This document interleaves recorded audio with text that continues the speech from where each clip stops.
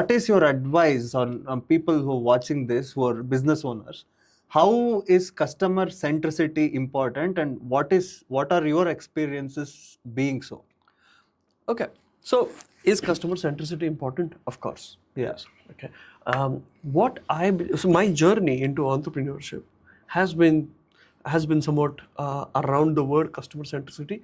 I did not realize it back then, but in 2010, when I was working in sales, hotel sales. I'm a hotel management graduate. After which I did my law. Okay, so in that transition period, I was working for hotel sales, and I had one clarity right from my school days that someday I will get into entrepreneurship. I had no clue what, I had no clue when, but I wanted to. So in 2010, I thought there's never a right time to take the plunge, but then one has to. So I took the plunge in 2010. But even in 2010, I had no clue of what am I going to do.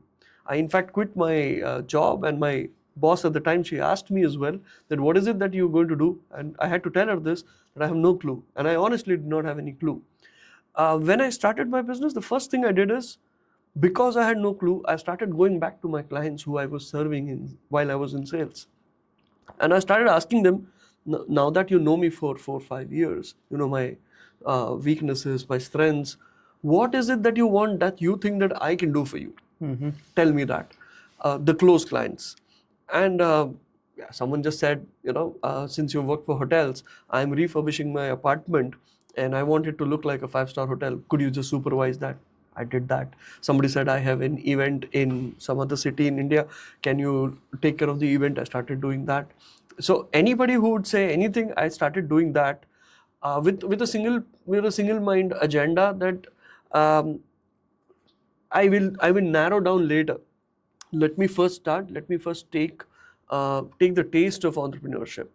I think a few years later, when I started narrowing down, when I started asking myself as to what is happening, I really found out that I have, I mean, as a blessing in disguise, but I have built a customer-centric business model because what I will serve my clients has started with keeping these clients at the very center of it.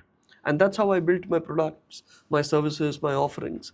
Um, Having said that, again, when I was at IIM, I learned this that customer centricity is the most important thing, is being said everywhere. That is true, but that is true only to an extent. Beyond that, it is overrated. I think in businesses there are three value disciplines majorly. One is customer centricity, the other is product leadership, and then the third is cost leadership. Right? Uh, Now, these are not mutually exclusive of each other. If you're customer centric, doesn't mean you can't be product leader or cost centric. I mean, you have to be everything, but primarily your positioning is going to be on one of these value disciplines.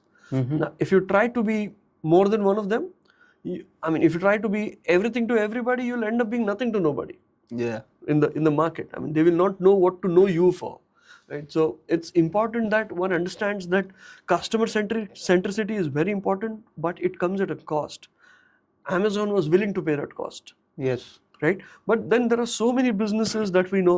In fact, when we started this podcast, you asked me how's Bangalore treating me, and then my friend recommended me, even you recommended me this place called CTR. Yeah. Right? What is it? Do we go there for the cost?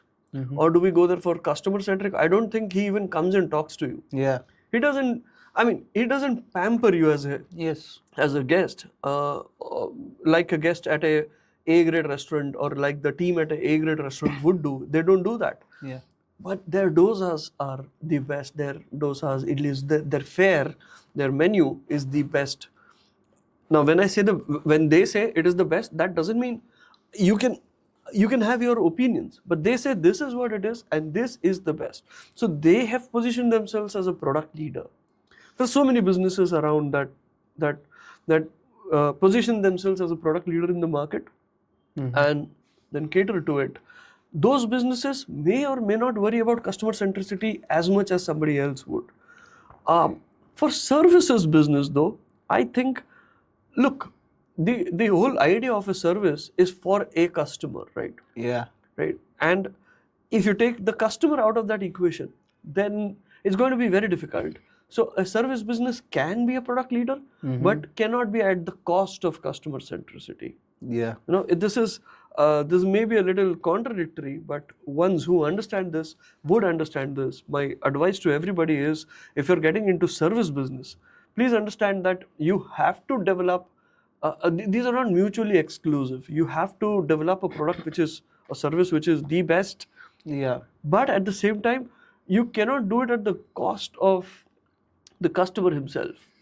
His Right. needs, his priorities have to be kept into account. Like for example, I hate those service businesses where if I go as a customer, they ask me to, because in the name of technology revolution, they make, for example, they would give you an iPad where you have to fill a form. So that the CRM works and you're served better. But I hate it when there are more than 3 to 4. I'm sure you will also hate it when there are more than 3 to 4 fields where I have to fill in information. Yeah. If you want a form like that, then better get a resource who would do it for me. Yes. He or she may ask me questions. When I answer, then that person, that resource feeds that information is fine. Don't get me to do it. Yeah. Right? Are you getting what I'm trying to say? Yeah. Being a digital marketer myself, we always try to kind of keep the user journey very simple. Exactly. We want them to buy or register or do anything within just 3 to 4 clicks. More than that is inefficient. Yes.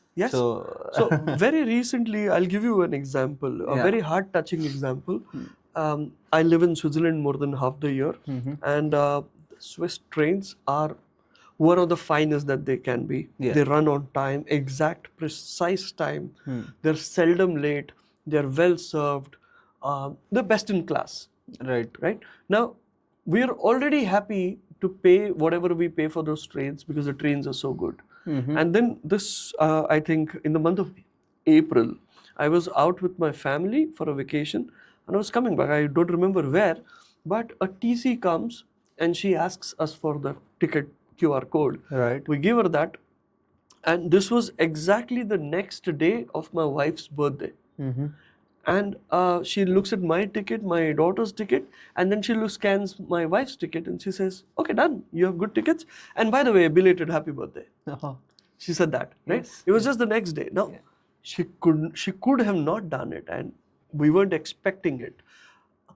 The fact that she did it tells us how customer-centric the thought process at Swiss Rails is. SBB is the name.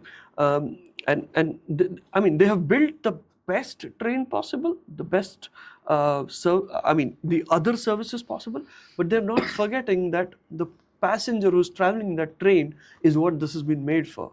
Yeah. These countries are known to be dry, but here comes a ticket checker, a ticket conductor, who comes and wishes my wife. This is what I mean. There is absolutely no doubt in my mind that none of this would have mattered if the train was not good itself. Right? The train has to be good, the seats have to be plush, all of that. But then that human touch is right at the paramount.